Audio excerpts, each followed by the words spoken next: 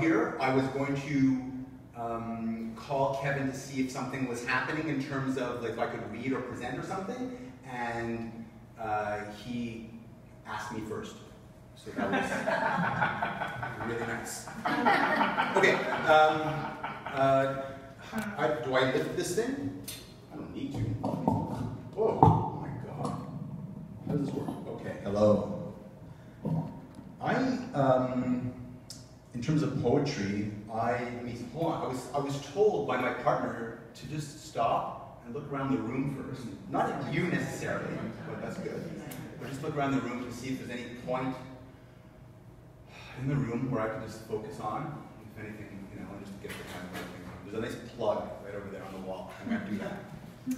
I mostly make visual poetry. In terms of poetry.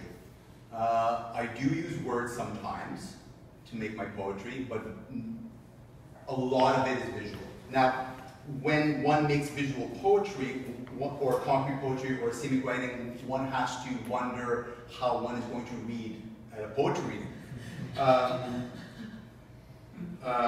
And sound poetry is not exactly, you know, where I'm drawn to, even though it'll come in. I had this problem. I was invited to, oh, this is what I want to say. You know, the format we're given is to read and then talk about process a little bit, and then something else I'm interested in. I'm going to have to mix all that up. We'll call it creative nonfiction. So this is kind of like a presentation. And I'll skip around between process and demonstrating what I'm doing. Okay, so can I have, will it be Deozil or Widdershins? Oh, Widdershins. Okay, thanks. Okay. So if it's going to be, I'm not going to draw, I can't draw on this. And if I do draw, if I'm drawing, it's going to be like that, okay? And it tends to be on paper, but it's going to not be on paper right now, and there's no marker for the whiteboard, which is good because it's not the same thing. Every tool that I hold, depending on how it's happening on the paper, will change. So we're just going to do it in the air.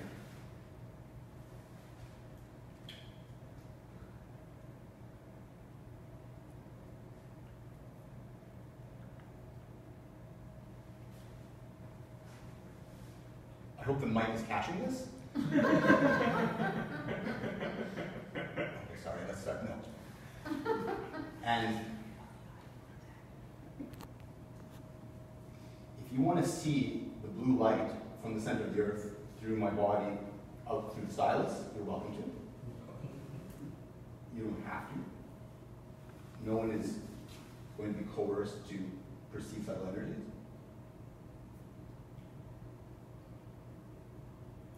I'll speed it up so I can get the circle complete. And there's also, I gotta remember there's this too. It doesn't have to be, especially if you're on the paper, there's only one plane, right? But in the air, there's, I'll lower it down so you don't see what I'm doing here. Now,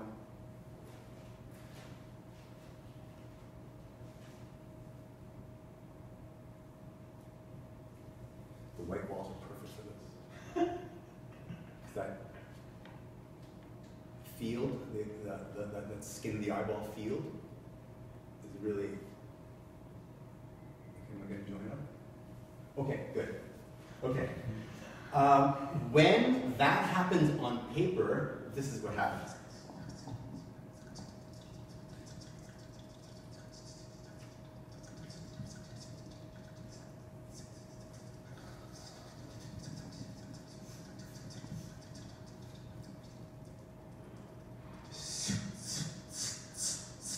This is from years and years and years of drawing very close to the paper. Drawing on writing. So that my speed of beat is, that's kind of my underlying beat or rhythm. Dancing is terrible. It's not. I mean, it's just that I have to insert myself into that 4/4, which is very difficult for me sometimes. So that's what happens. So yeah, it's like this. Now, not all writing, the asemic writing, asemic means without semantic properties. So it's writing without, it's basically scribbling or making invented languages up or writing in ways that is just automatic. And it could have any kind, it could be stylized, it could be like, you could just be doing it from a stylistic point of view, or you could be channeling entities, whatever you tend to do. That's how it sounds on paper. It's not always written. The recent chapbook from Rob McLennan's Above Ground Press in Ottawa is all collage. So it's like that the whole way.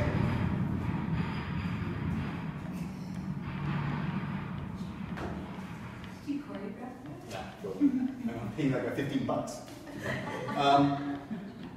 So I had a stack of these stickers from an election, BVA, and I tore up each one and stuck it, making each bone. And do that happen. And so there's different ways of doing it, right? You don't have to, it's not always writing, making words. It used to be. I come from lettering. I do a lot of lettering and enjoying, when I was a kid, copying rock logos, looking up talismans in the grade 6 library and going, okay. Different scripts, calligraphy in my Hobbit years, all that kind of thing. But there's rubber stamping and there's other kinds of mark making that look like language, and I enjoy all that. Photocopying, remixing noise, like this. There's also something that happens that is the sound. There's sound when it's not associated with paper, when I'm not drawing or making marks on paper. There's other sounds that I produce that are that I am hesitant to formalize as an art practice. Okay. Now, why that is because I enjoy the spontaneity of it, the pure emoting of it, and it's like I'm working on it. I don't know if I'm going to formalize it, but it's like it would be something like anything from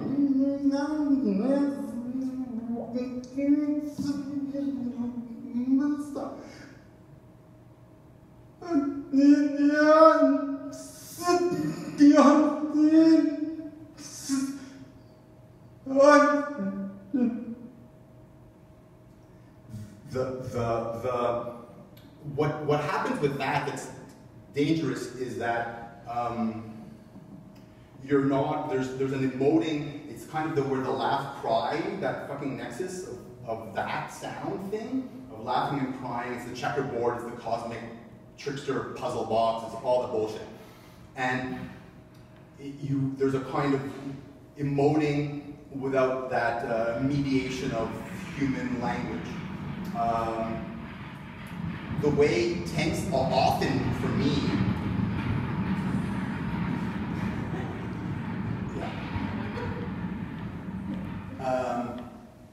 is, how do I say it? I say it like this. Sometimes it reads as anger when I do it.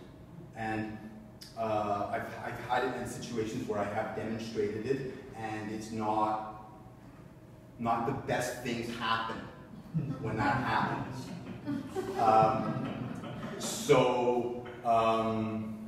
Even though it feels great, right? It feels great, but it's basically like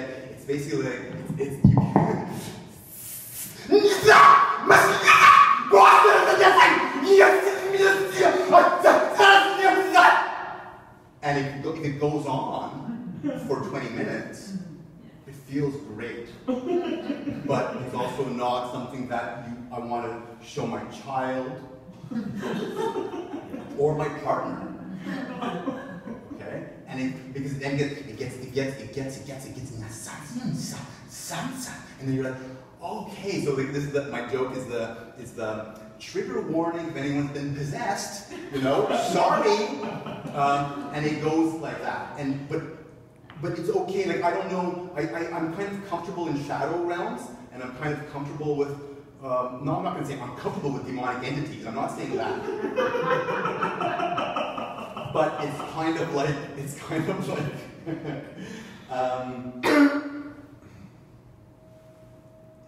it works itself in. It works itself into the poetic practice. I don't know how to present it as poetry, that kind of thing, right? I can start, I can make a little burst of,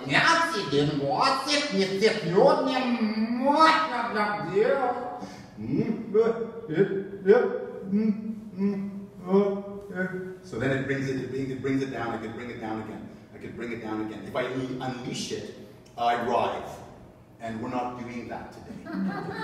Okay? The band that I was in for 10 years, which played twice live before we broke up after 10 years of jamming together, I was discouraged from just chattering like a fucking maniac, which is too bad. So I had to sing like "Wild Thing," you know, or whatever, which is great, but you know. So poetry. So that's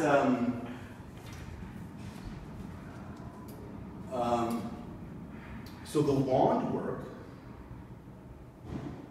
and the sounds that come with the wand work, and the stylus on the paper, which gets jazz. If it's anything, it's jazz. If I'm going to have to box it.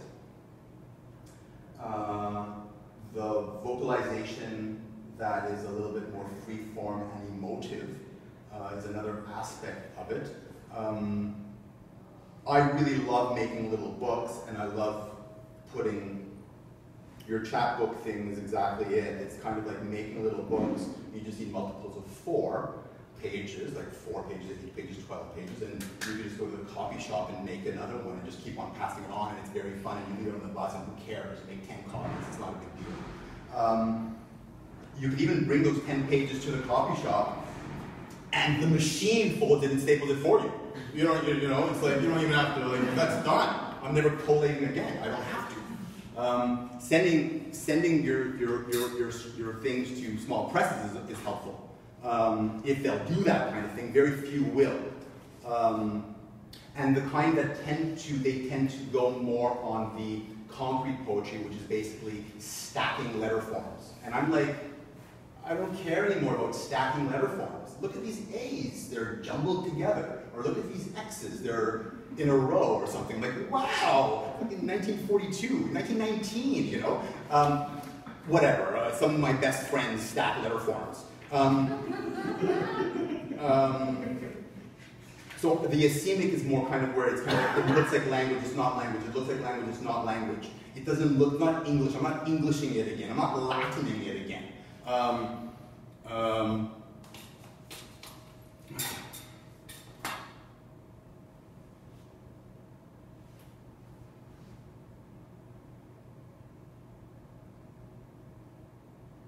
think that's pretty much it.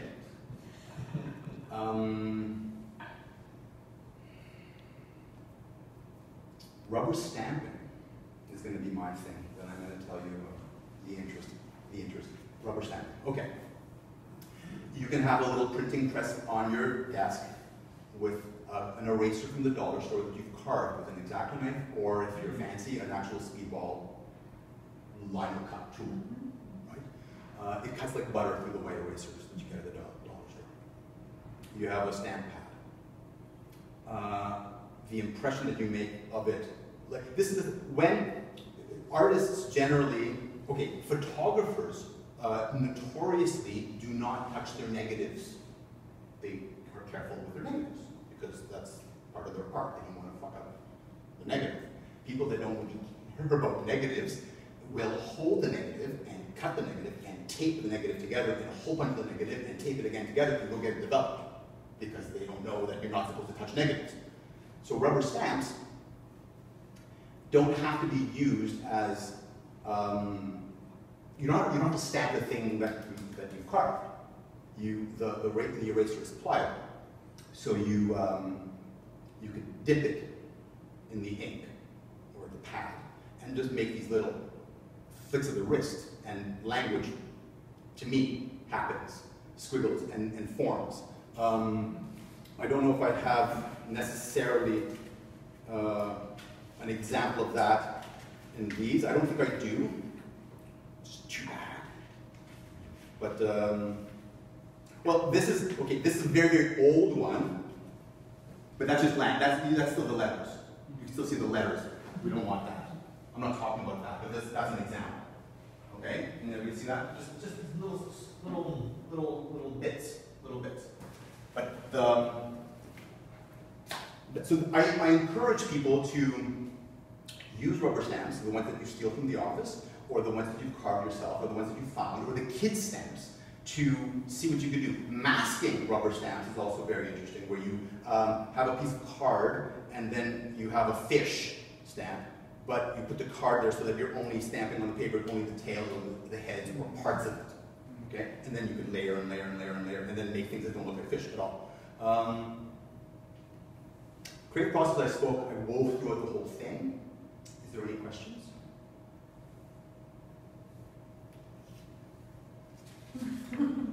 Thank you.